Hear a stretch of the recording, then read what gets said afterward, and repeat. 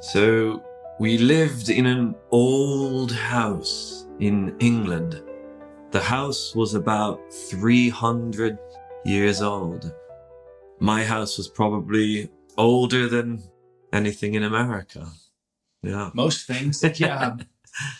The neighbor came and she said that there was a spirit in the new house that my family moved into.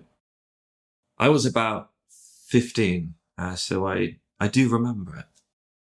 The spirit was of an old man, so the neighbor said.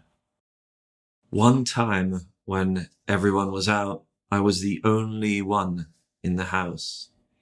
My bedroom was on the top floor, and I could hear footsteps slowly coming up the stairs, but also the sound of what sounded like a cane. A cane is an old man's stick, like an old man uses to help them walk. So I could hear the old man's cane, which was tapping lightly on the floor. And the stepping up the stairs was like... But then there would be a third sound of the cane, right? So it was like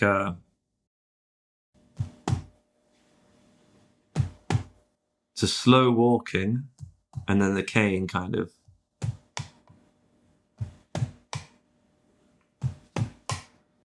And it was getting closer and closer to my bedroom door. And I was thinking, oh my God, oh my God, oh my God. And I hid under my bed sheets. I was hiding under the bed sheets as the footsteps got closer and closer.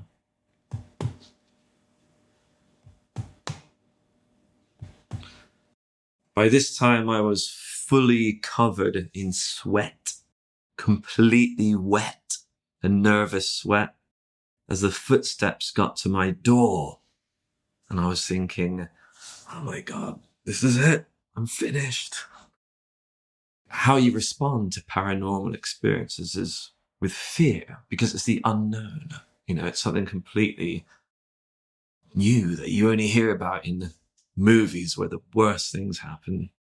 Did you know it was paranormal at first, or did you think somebody was in the house? Well, I was alone in the house for like 2 or 3 days, and everyone else was gone, and I knew that.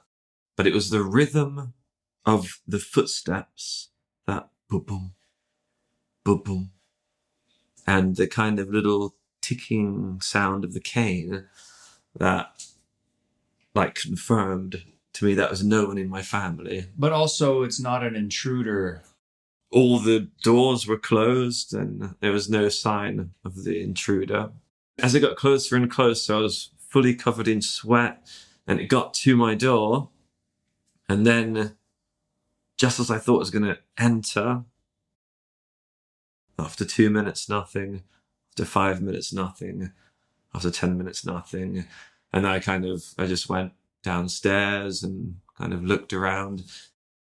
And I didn't sleep in that room for like 3 days after.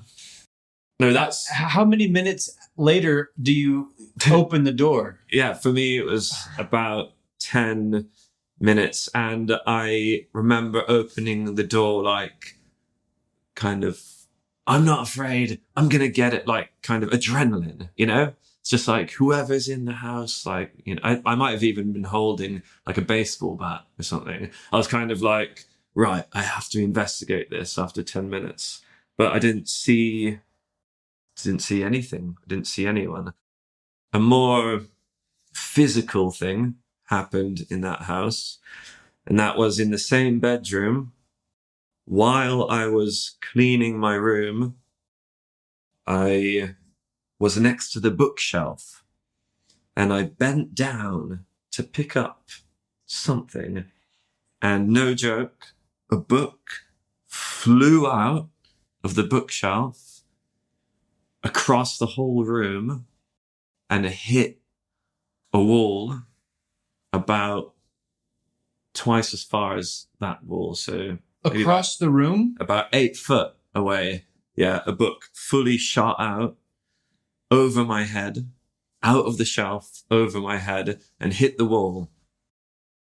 And it was then that I didn't return to that room for 3 days. I slept downstairs in the living room after that happened.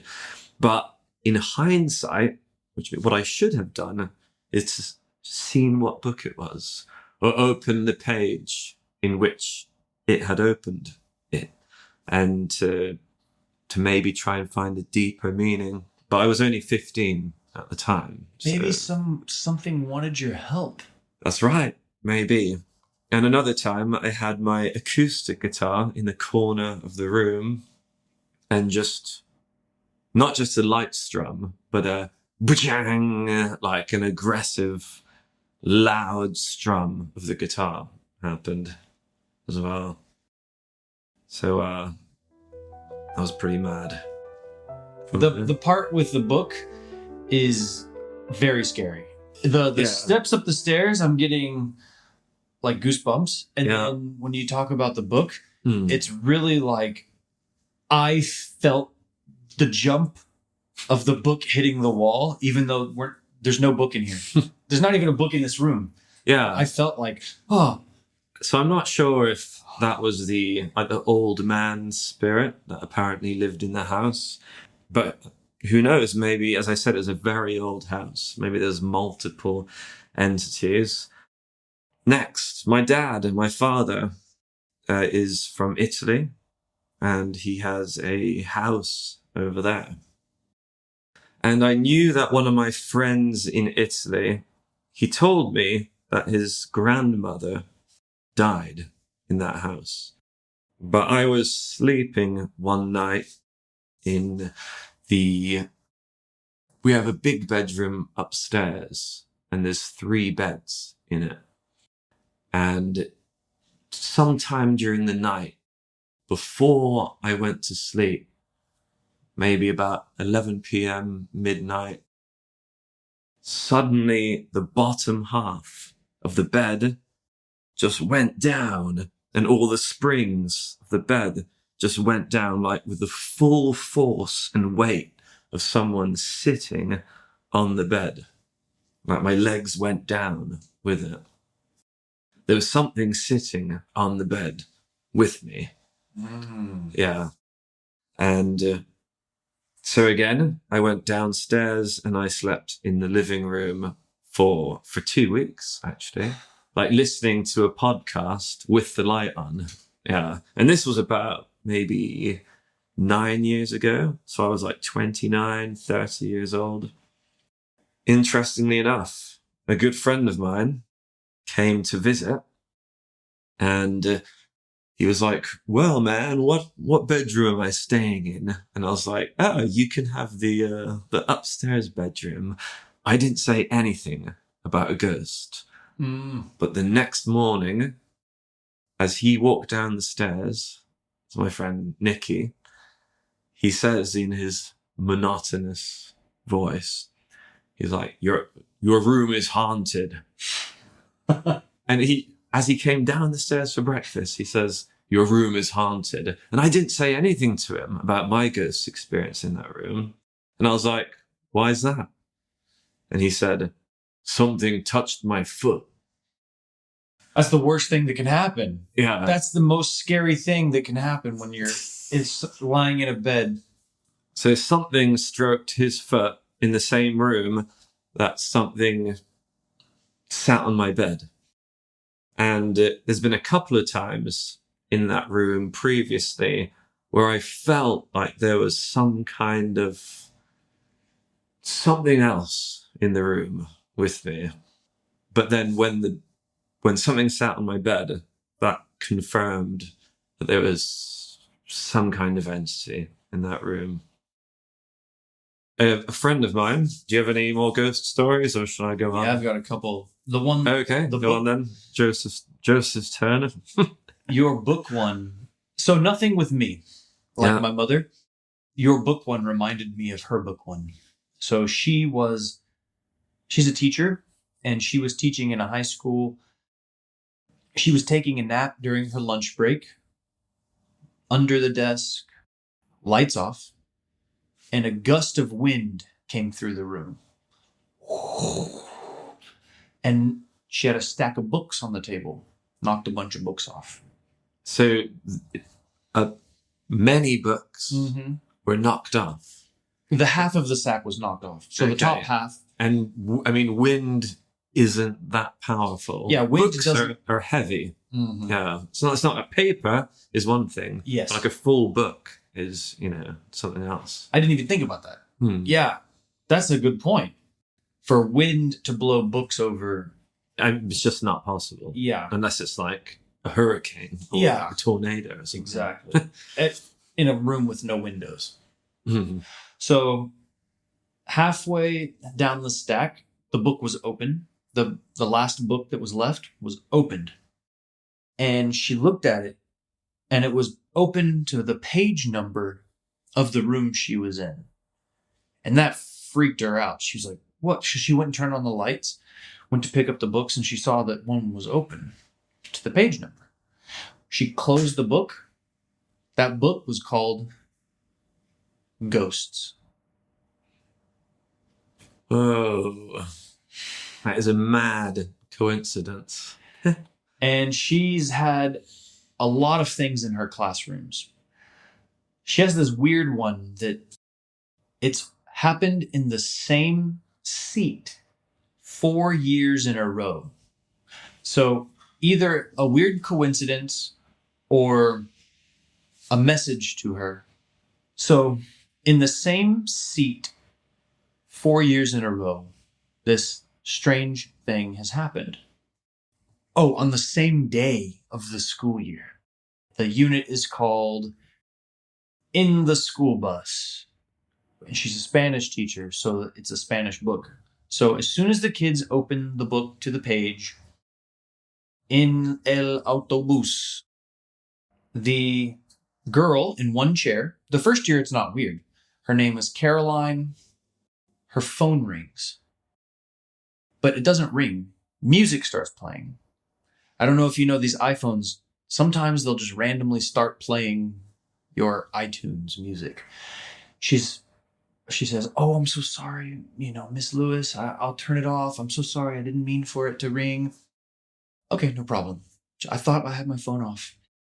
The next year, on the very same lesson, a girl in that same seat named Caroline, when they open to autobús, her phone goes off, starts playing music.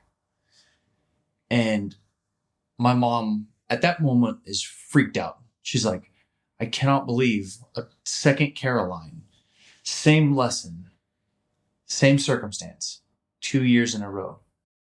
The third year, she's telling the story of what had happened the 2 years before. And the boy sitting in that seat, he says, oh, my aunt just died, and her name is Caroline. Which, it doesn't really fit in, but it's a weird coincidence. Same day, it's the autobus lesson day that he mentions that.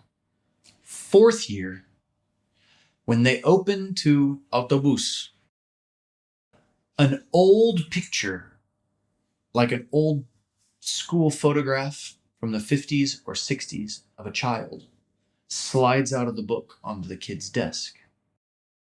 And these books are new. They were printed in the 2000s. But this picture slides out, same desk. And they look at the picture. The last name is blurry, but the first name of the child is Caroline. Something, maybe she thinks something has been following her from school to school, because I don't know what it is. We did some experimentation, like not experimentation, but investigation, trying to find, was there a Caroline who died in a bus crash? Or when my mom told me and my wife this story, we did a lot of investigation with Google, all these murders in Texas, Caroline. And I think if we had stuck with it for a couple weeks, but it was just one of those ghost story nights where we're very excited.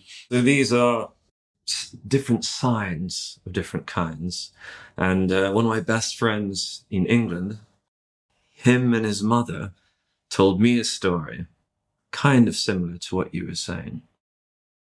Basically, the grandmother of the family was very sick and was in the hospital. And when they left her that night, they said, if you pass away, if tonight is your last night, if this is the last time we see you, give us a sign. And that family, they woke up in the morning and all of the clocks in the house had stopped at 1:20 a.m. Even the digital watch of his sister stopped. It was like 1:22 or something like that. And they went to the special part of the hospital where people go to die, basically. And the nurse said that the time of death was then. Oof. Yeah. And that's like the whole family told me that story. But they've told me quite a few ghost stories. Another one, they said there was a like a random bald man in their kitchen and they were watching TV and he just looked like a British skinhead, like about 40 years old. He just kind of wandered out of the kitchen and looked at them and they were all watching TV. And then he just was just like, and then he just disappeared, kind of walked back into the kitchen and disappeared. They've got some other stories, but those are full-bodied person, or like a full-bodied. They just said like a bald man came out of the kitchen and looked at them, and they all looked at each other, just like, "Who's that?" They just disappeared. But they referred to him as a ghost, not an intruder. They seemed to all have established that it was a ghost. Another one for you is our friend. I won't say his real name, but let's call him Chris. He's the one who's getting married next month. So when he'd sleep with his current girlfriend, he said that this spirit, a ghost, an entity, used to follow them wherever they lived. He lived with me for 4 years in different places. And I'd be a bit like, oh God, is this spirit going to come to our next house? And it did. It came to like 3 different houses of ours. So this is one of my best friends, you know? So anyway, the spirit would watch them like sleep, like they knew it was in the room. And he says twice it pinned him down. He's a big guy. Pinned him down, meaning some entity held him down in the bed tightly so he could not move. And so she says that it's possibly the ghost of an old lover or soulmate from maybe like a past life, or some presence that deeply cares about her. And then, let's call him Chris, said he communicated with the spirit, I will look after her, like I will protect her, you know, she will have a good life. Do not worry, like she's in good hands. And he kind of communicated that to the entity. And obviously he's a good man, and he's provided. They're getting married soon, and they have a kid now, and a happy life. And yeah, the entity has left them alone. Could be like a racist grandfather who doesn't want to see the girl in a multiracial. Yeah. But yeah, that freaked me out. And as I said, I lived with them in 3 different apartments. Did you ever? This ghost would follow us, and I'd be like, oh no, the ghost will be here. I was just out in the desert of Texas, as I told you recently, filming out on a ranch. There were some places on the ranch where there had been battles between the Comanche, as a Native American tribe, and some white settlers. And there had been some pretty brutal murder, butchery, raiding, all of that stuff. Extreme violence. Extreme violence, that's the way to put it, yeah. There had been some extreme violence, and it wasn't too far from their house. It's about a quarter mile from the house, which is not far when you're on just open desert land, which means that it could have also happened near at their house. You know, that's old land. All kinds of things could have happened there. And when we were telling these ghost stories, the ones that I just told you, my buddy there, he couldn't listen to it. He's like, no, I don't really believe in ghosts, but I can't listen to these stories because weird stuff happens here. And he said he lived in a house next to his mother's house, but his stepfather's father stayed with them one night. And the next morning he said, I'm never going in that house again. Okay. Did he ever say why? He wouldn't say why. Or did he do the real Southern American man thing and just not say his feelings? Yeah. I'll stay somewhere else, buddy. Yeah, so that's what he told us. He said, that's why I can't listen to any of these stories. It freaks me out. Please stop telling ghost stories. Let's talk about the stars. Let's talk about history. So we had to change the subject. And I mean, you know, I respect that. He has to live there. I don't. And it means something weird has happened. But, you know, when they won't talk about it, it leaves your mind free to think of all of the things that could have happened. It leaves a lot to the imagination. Mm-hmm. Yeah. If you're enjoying our ghost stories in B1 English, please give the podcast a 5-star rating, and also feel free to share your own ghost stories in the comments. Ooh. Joseph has an amazing YouTube channel, and that is in the description, and he shows you all about nature and history in the USA. Young children. Young children going to the grave, the graveyard, to see their deceased, meaning deceased means dead, like their dead father's grave or mother's grave. And they start laughing and chatting, and they look like they're hugging something.